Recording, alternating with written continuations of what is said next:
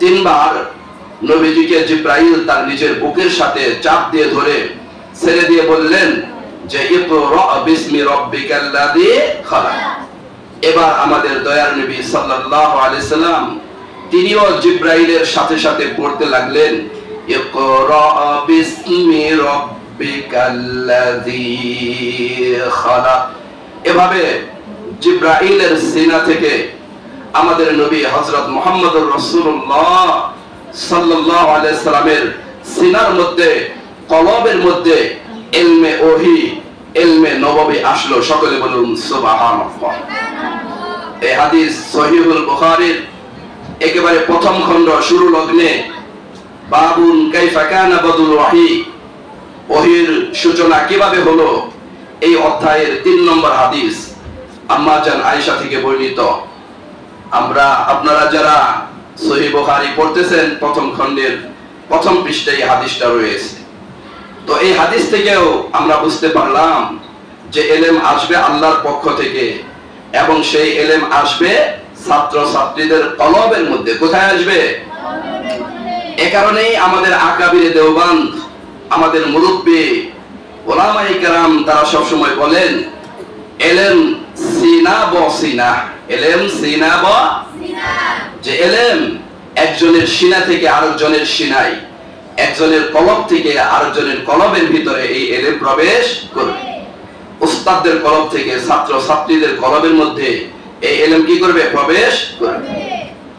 জিব্রাইলের কলব থেকে বিশ্বনবী মুহাম্মদুর রাসূলুল্লাহ সাল্লাল্লাহু আলাইহি সাল্লামের কলবের মধ্যে ইলমে ওহী এসেছে।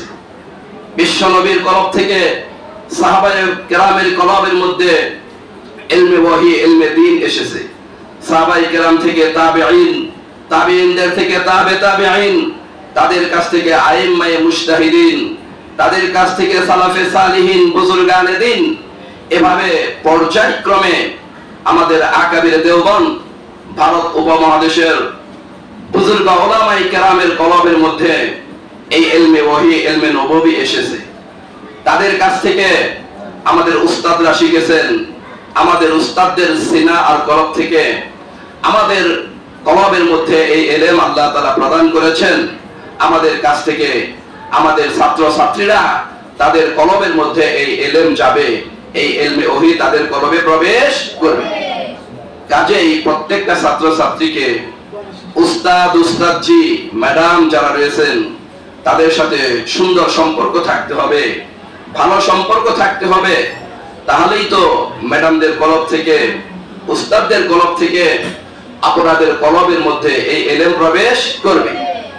উস্তাদদের সাথে যদি সম্পর্ক ভালো না থাকে তাহলে কখনোই ছাত্র ছাত্রীরা ইলম পাবে না।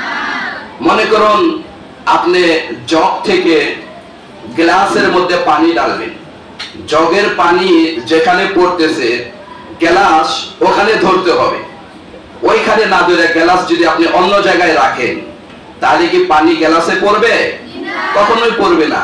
তাহলে উস্তাদ ম্যাডামরা আপনাদেরকে একভাবে চলতে বললো, আপনারা ওইভাবে চললেন না, অন্যভাবে চললেন, অন্যভাবে আমল করলেন, তাহলে কিন্তু আপনি ইলম পাবেন না।